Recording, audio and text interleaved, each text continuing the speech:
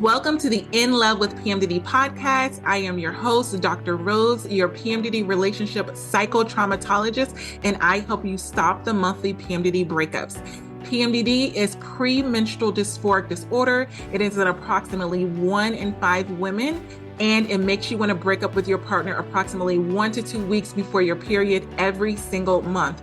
So as someone who has suffered with PMDD for over 18 years, I dedicated my doctorate practice to helping partners navigate those monthly PMDD breakups with everything from attachment styles, triggers, sensitivity to noise, sensitivity to touch, all of the things that you really struggle with when you're in PMDD. And I also dedicated my dissertation to a phenomenological study of the relationship experiences of partners of individuals who suffer with premenstrual dysphoric disorder. So I'm not just here to help the sufferer, the one who is suffering with PMDD. I am here for the partners as well. So if you need those private sessions, make sure you go to inlovewithpmdd.com and get those tools. So let's get into this week's PMDD trauma transformational tools that is going to help you stop the monthly breakups and stop the suffering and stress in your PMDD relationship. Let's get into it.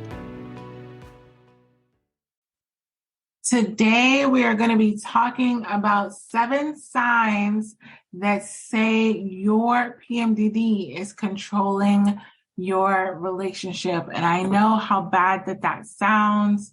And I remember when I came to this realization earlier in my journey where I'm like, everything in my relationship is about PMDD. Everything that we go through, every trigger I have, it's all about PMDD. It's completely ruining my relationship. And I didn't know what to do about it. I was almost tired of talking about PMDD to my partner. Like, I just wanted to enjoy my partner. I just wanted to go back to those good times, to my follicular days and stay in there. But like, it seemed like every single month we were having to strategize about what's going on with PMDD and how is PMDD affecting our relationship. And it began to consume us, where I felt like my partner was no longer seeing me. I felt like my partner was only seeing PMDD. He was only seeing me through the lens of what we were going to have to go through. And when you're talking about really being in love with someone and feeling deeply connected and intimate and wanting to spend your life with someone, if you're really thinking about connecting yourself to PMDD of all things, that's like a daunting theory. Like, there's this evil thing that's going on and I'm going to connect myself with it for the rest of my life. Like, I had the expectation, like, if you want to be with me, you should take everything that goes along with me. But I know how evil PMDD is. So it's kind of like that Spice Girls song where it's like, if you want to be my lover, you got to get with my friends, except for my friend wasn't cool. My friend is PMDD. And so I was like, that's a lot to ask without really offering that there's so much more about me. So if you're dating and you have PMDD, you can't lead with, hey, I have this debilitating disorder that takes over my life 100% of the time. Like, when you're in PMDD and then when you're not in PMDD, you're still thinking about it. Because then they're going to be like, well, unless I already love you and then you're telling me this after the fact, like if you're initially dating, for all of my PMDD partners that are single and dating, if you go into it and you're like, hey, I have this disorder that for 100 days of the year, I'm dealing with this. Like, that's not appealing. And you can't blame them. But it's like, you cannot allow PMDD to run your relationship, to run who you are in a relationship. And this is why I give you the tools so that you don't feel like everything that goes on in your relationship has to be about PMDD. Because what I truly believe, and I wish that I had these tools earlier in my journey, when I was going through PMDD, I wish I had tools that when something happened, I could just like zap it and be like, oh, this is going on. I can use this tool and we can move on. I stayed in this spiraling circle of like, we're going through the same issue after month and month and month. And sometimes partners were like, I can't do this. I remember having a partner that I really thought I was going to spend my life with that literally told me, I cannot do this because I'm always going to be the bad guy. I'm always going to be the one that's doing everything wrong. I'm putting forth all of this effort and I don't see any improvement. So I can't do this. And this was after 2 years and we were engaged. And this was after 2 years. This is right before I met my current PMDD partner, my husband. But I was like shocked because in my mind, I always thought, well, you know, he's been here this long. He's invested this much. I was invested with his kids and all of these things. And none of that stopped him from walking away. And this is why I share these tools, because when I talked to him after the breakup, like he literally told me there was nothing that could have been in place that would have stopped me from walking away because I was in such a hopeless state. I was in this state of nothing's going to work with this one. Like I love her. I adore her. She's amazing. But there are parts of her that I can't love and I don't have the tools to know how to love. And I have to walk away. And knowing that the reason why that PMDD partner walked away was simply because the tools at that time didn't exist, because I wasn't here to create them. Like I created those tools after that breakup where I was like, wait a minute, I'm seeing a pattern here of like multiple PMDD partners being like, you're amazing, you're awesome, but like this side of you, like I can't deal with. And I'm like, no, like it's them, it's them, it's them. But then I realized when PMDD comes, they didn't have the tools to navigate me in PMDD because I didn't have the tools to navigate me in PMDD. And I was having that expectation on them. And that made me really sad because I felt like I was putting my best foot forward. I was exerting a lot of effort, but it wasn't translating because when PMDD came and that ugly creature came that like took over me, and took control of my emotions, that was enough for PMDD partners to say, I'm out. So I'm going to give you some signs today that will let you know if your PMDD emotions are controlling your PMDD relationship. And I want you to see this before your relationship ends because I didn't see it. I didn't see it before my relationship ended. I thought it was expected, like you're in a relationship, you go through the good and the bad times, all these things, but like PMDD is a completely different beast. So what you're expecting from a normal person with like normal disagreements, that's not what PMDD is. PMDD is a total mind crap. I can't curse on here because I've chosen to make this a clean podcast, but you know what I mean. It warps your mind. And that's not something that people can easily just bounce back from without any tools. And so what I've seen with my private PMDD partner clients is that now that they have the tools, when the situations come up, they're fully equipped. They're like, oh, I know this is what's going on. Rose said to do this. I'm doing this. It works, and that I can keep moving on. But if you don't have the tools, that's when people get helpless and hopeless and decide to do the breakups. And I love and adore my current PMDD partner, my husband, who I've been with for years. But I also know that there are so many PMDD partners that I hurt in the past because they didn't have the tools and they were genuinely good people. Whereas I was chalking it up to, no, they were just not the person for me.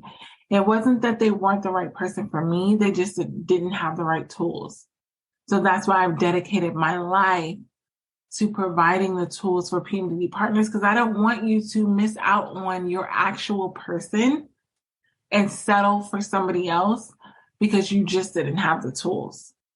And I'm in no way settling with my PMDD partner. I believe everything happens for a reason. But I have seen where partners have settled for other people because they're just like, oh, I'm going to be with this person because the last person couldn't deal with PMDD. And then they start to think that saying, and I hate it. It's like, if you can't deal with me in my bad days, you don't deserve me in my good days. Well, if they don't have tools to handle you in your bad days, then how would you expect them to do that? Like, there's a level of realisticness. Like, that's not a word, realisticness. Reality. There's a level of reality that comes with that. Because I truly believe if I provided my past PMDD partners, all the ones that have broken up with me, or I've broken up with them, with these tools, we would be able to navigate the relationship. So it wasn't for a lack of effort. It wasn't like they weren't trying. They just were trying off of things that weren't built for PMDD. And I told you so many times, I've been to counselors, coaches, psychotherapists that have given me tools, but unless they're customized to PMDD, they don't work. They work only in my good days. And I'm grateful for that. But like, I need customized PMDD relationship tools. And I'm pretty sure if you're listening to this, you do too. So it's not on the individual that's trying to provide the resources, or it's not on your partner. It's not on you. It has to be customized to PMDD. You have to know what it feels like to be in PMDD, to be able to provide these tools. You can't read about it.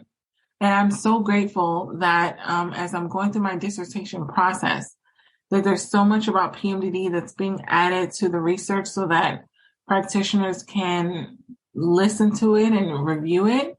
But I strongly still stand with, you need to feel what PMDD is like in order to treat PMDD, at least for relationships.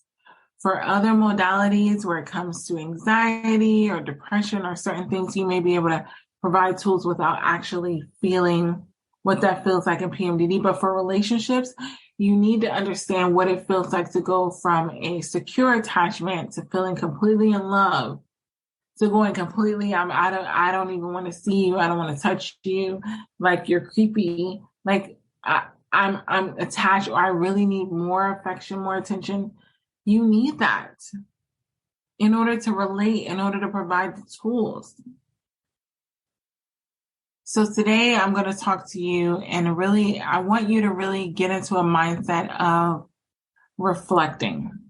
This is like a reflection episode where you're really asking yourself, no judgment, because the question that I'm asking, I've been there, and my answer has been yes. Are you controlled by your PMDD emotions in your relationship?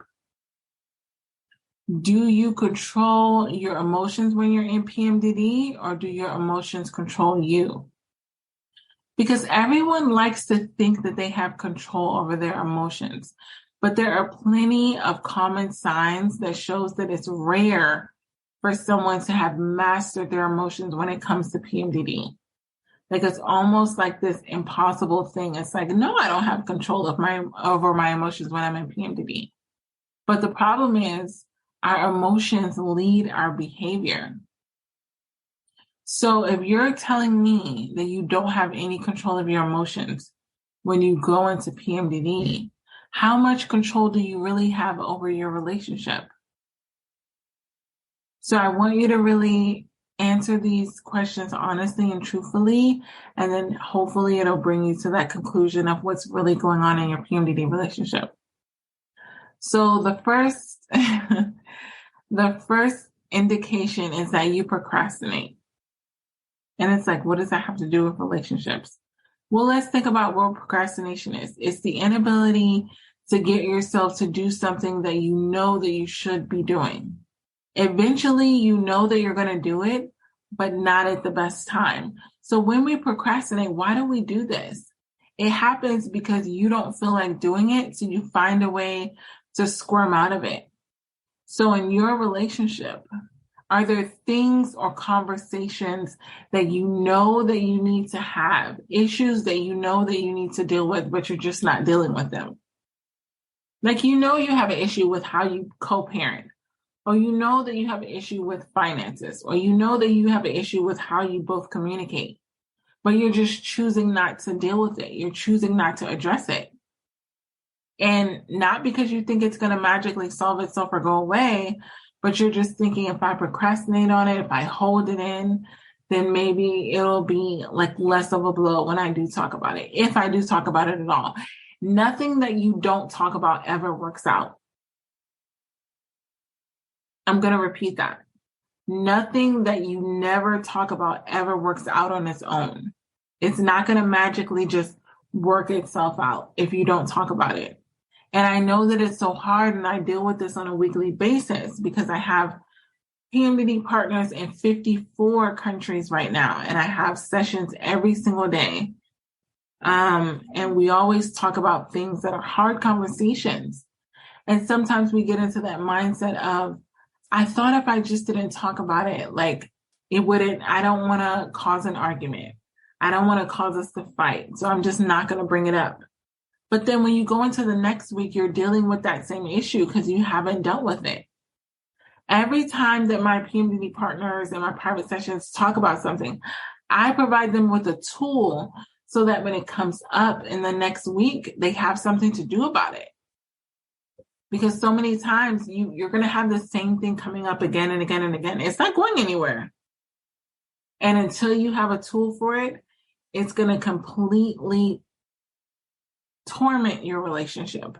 Because I know for me, if we're dealing with the issue and then we're dealing with it like for more than 1 month, like again and again and again, like that's going to be irritating for me. That's going to be a trigger for me because we're dealing with the same issue. Like at some point, I'm like, okay, like something's got to give. And the next indication that your emotions are, controlling your PMDD relationship is you go into PMDD rage every single month. Every single month you see red. Do small things irritate you and you go straight to PMDD rage? Do you lose your temper and going straight into PMDD over little irritations and triggers? That used to be me. But here's what I want to tell you. When you lose your temper and you go into PMDD rage, you lose the ability to think like a rational human being. If you had control over your emotions and while you're in PMDD, could you lose your temper? No. And that's why I created one of the main tools on my website that is completely free. And if you haven't gone to my website, www.inlovewithpmdd.com, and downloaded my free tool, which is 10 ways to manage PMDD rage in your relationship.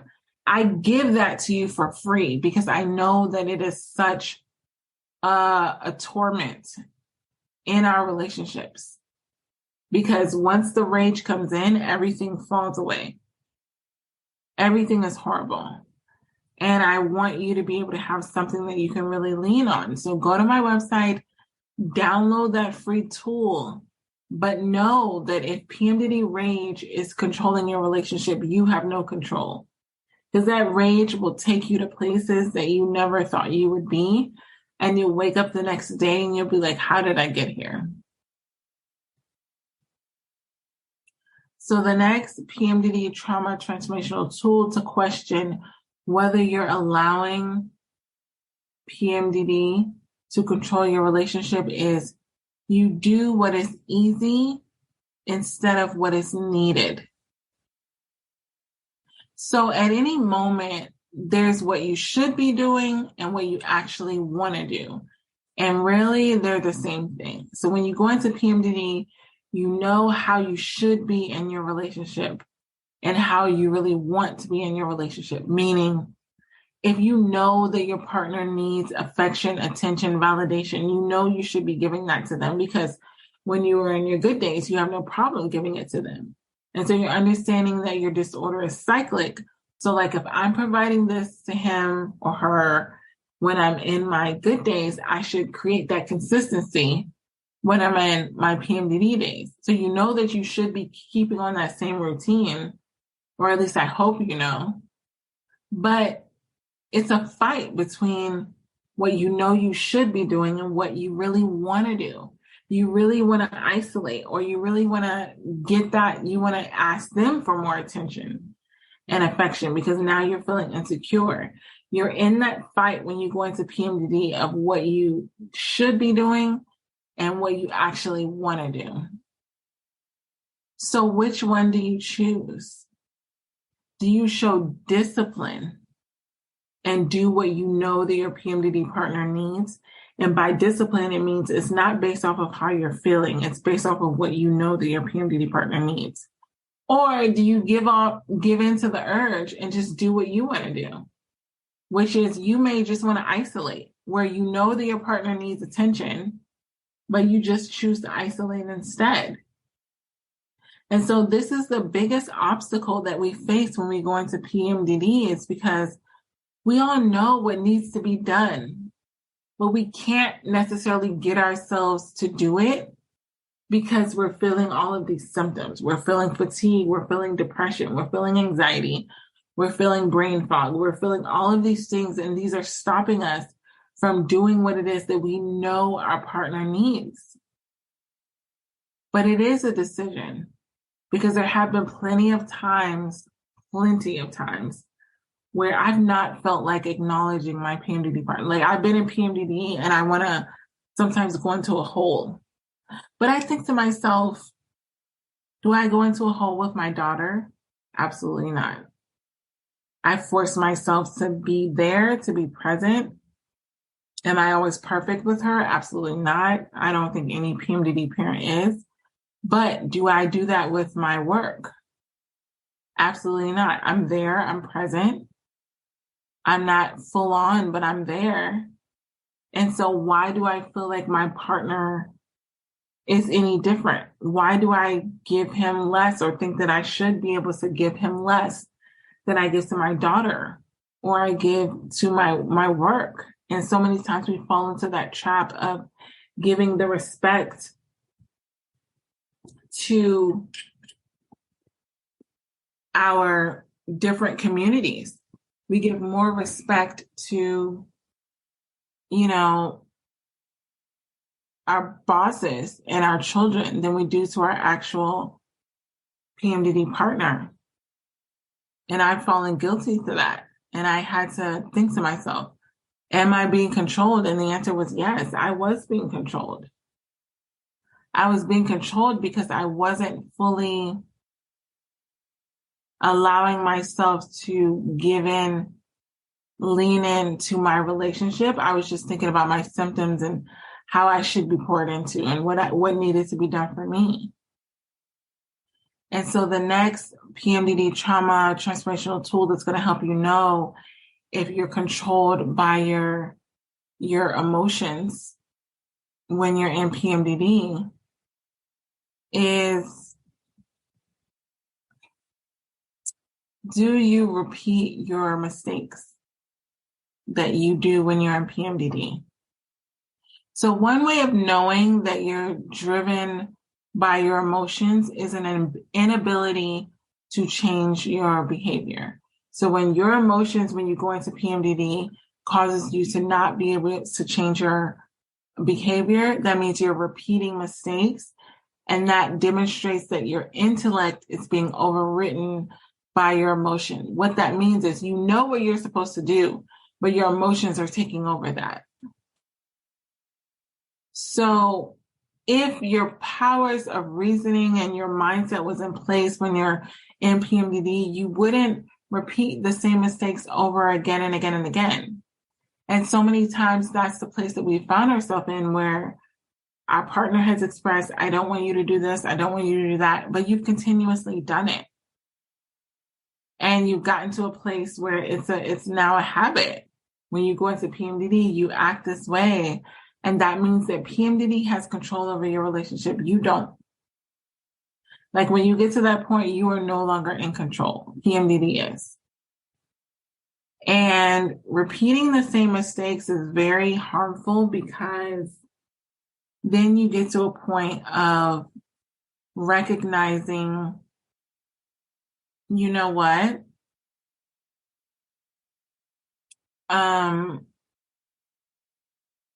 I don't have the ability to change. I know that I'm hurting you, but I don't have the ability to change that.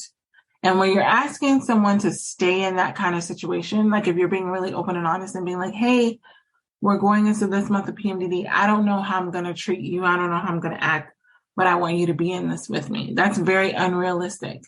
Like you wouldn't be in that scenario where you're consistently unstable with how you're going to be treated. But just because you have PMDD doesn't give you permission to mistreat your PMDD partner, doesn't give you permission to physically or emotionally or mentally abuse them. You have to be very cognizant of what you do. And I get that you're suffering, but you suffering doesn't give you permission to cause your PMDD partners to suffer. It's not like you can disassociate so much as saying, oh, well, I understand that you're suffering, but I would have never done that if I was in PMDD, so we're good. No, because the next PMDD trauma transformational tool is you fail to consider the consequences of your actions. When your PMDD emotions are calling the shots, any consideration or of consequences go right out of the window. When you're in PMDD, you're not thinking about how your actions are affecting your PMDD partner. You're just thinking about how you're suffering and what they should be doing more of and all of these things, and that's not right.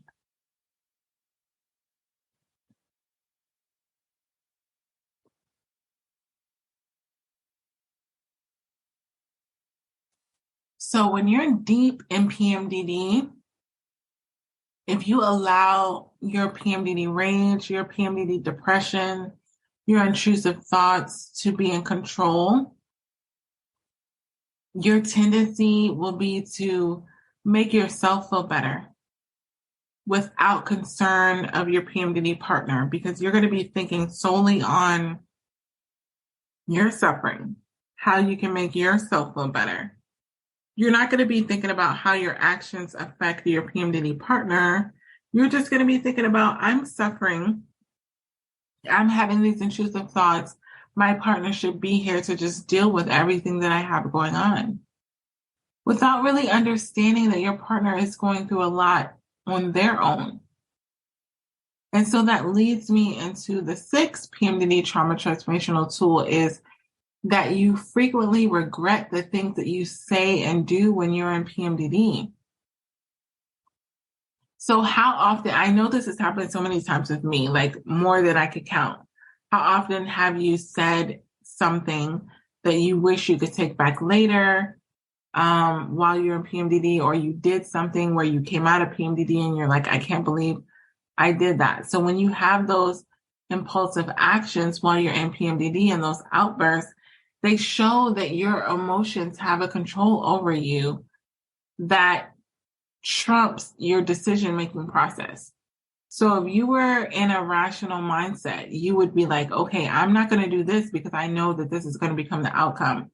But so many times we get in these situations and it's like, oh, I'm not thinking about the impact that my actions are going to have. I'm thinking about how I feel in the moment.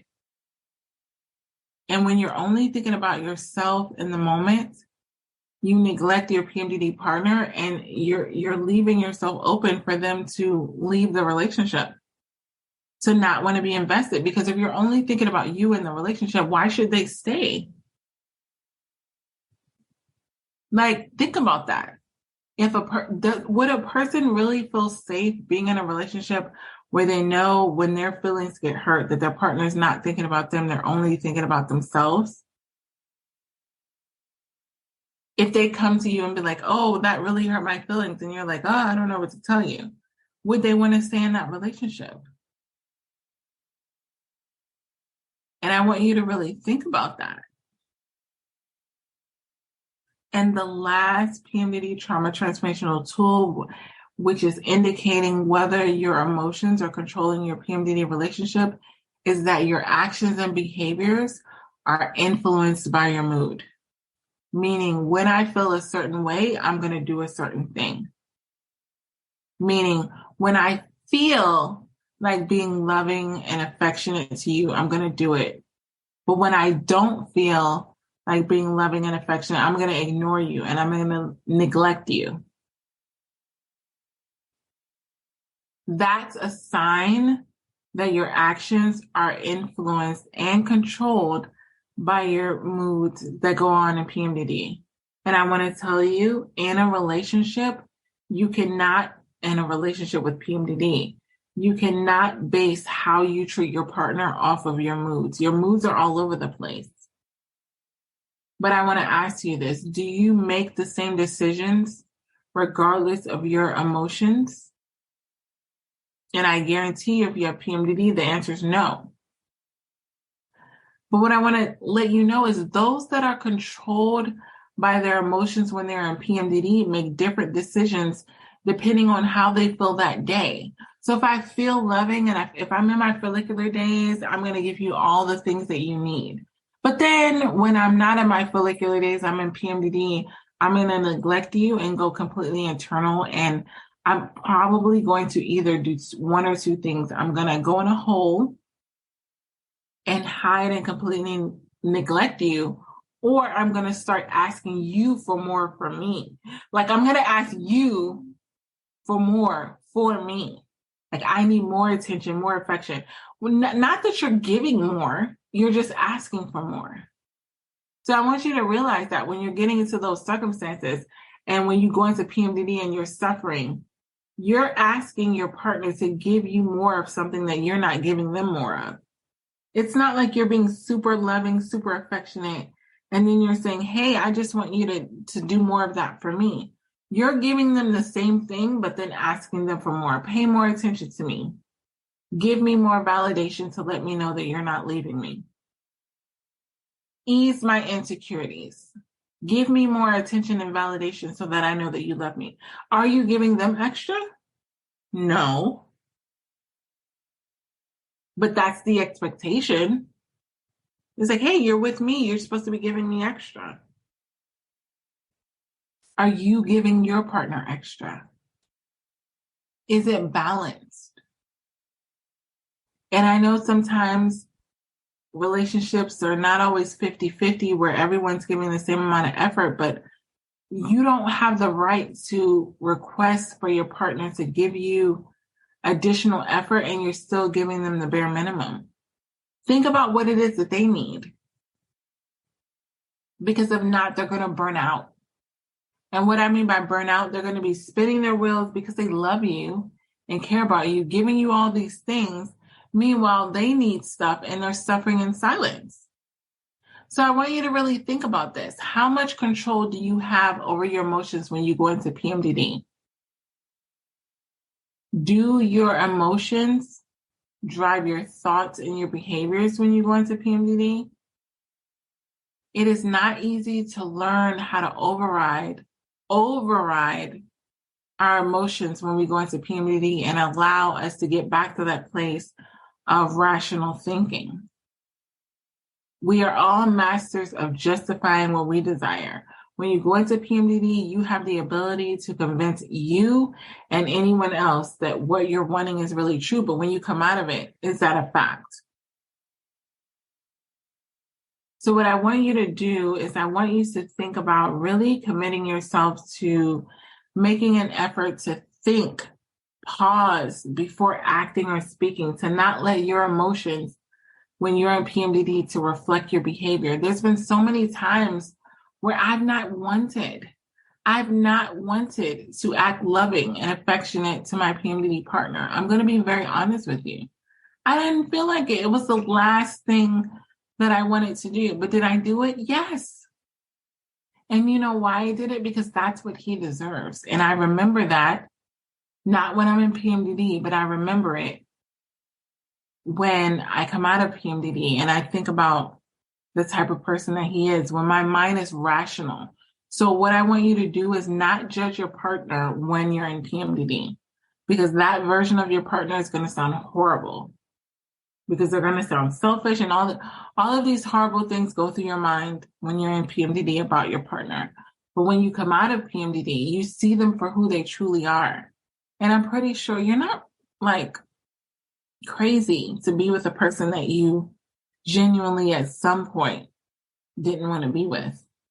Like at some point you wanted to be with this person. And I want you to remember that. Like remember at some point I thought this person was good enough for me to be with.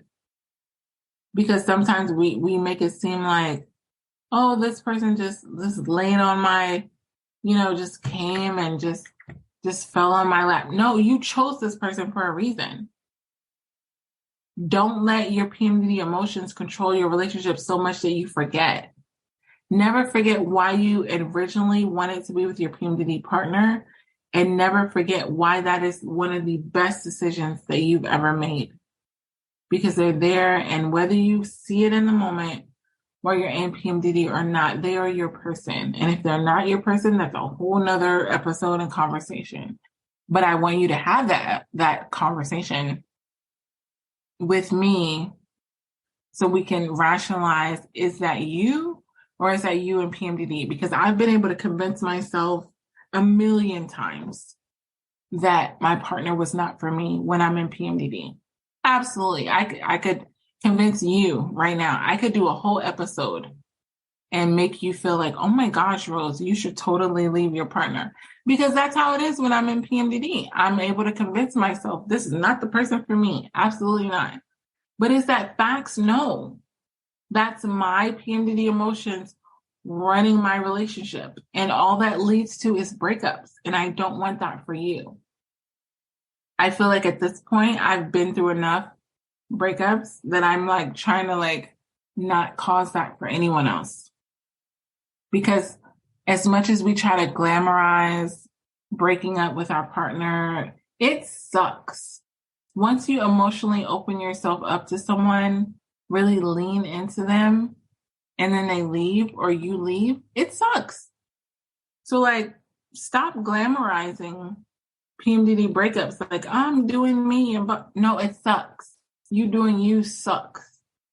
Being by yourself sucks. It's not a cute thing with PMDD because of how much we have to deal with. If this was a disorder that we just, it's just like a little bit, no, we deal with a lot. And we deal with a lot that requires support. Like that's the part that I think partners forget. Everything that we're doing when we're in these PMDD relationships, they require support. You're not meant to do this alone. Because it's too much to do alone. You're not meant to.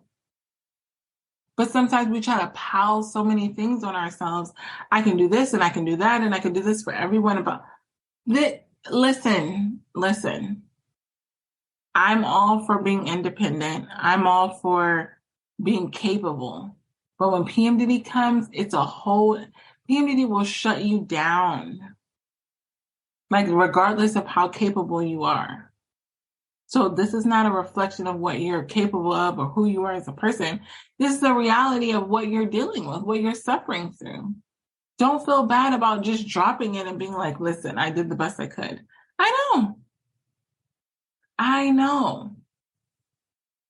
And be okay with that and allow your partner to fill in the gaps with the right tools. Don't be expecting them to know what it is they need to do. Do not give them a book or article. Oh my gosh, I cannot stress this enough. From talking to PMDD partners, don't just give them a book or article and say, I'm in PMDD. What does that even mean? What does that mean to a person that's not heard about PMDD and you give them an article or something that's stating their symptoms? Are you giving them something that they can do something about it with? What are the tools after that? And that's what I think we often forget is, yes, you can tell your PMDD partner that you have PMDD, But when are you giving them the tools to do something about it? If you're not, then don't expect it.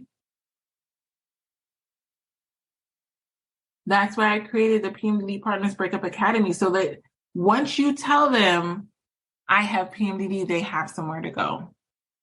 But if you're just sending them into this unseen realm of like, I have PMDD, so you should know how to support me, you could lose the right person for you for that reason. You're going to lose the right person for the wrong reason. Because if you're not giving them a solution to the problem, then what are they supposed to do with that?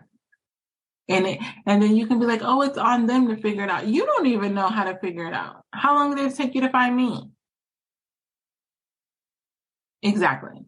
How long did it take you to find any of the resources that you have for your PMDD? So don't fault your PMDD partner and saying, I just feel like they should put forth more initiative and find sources. If you're listening to me, you know the source and you need to give it to your PMDD partner and stop like expecting them to like figure it out on their own.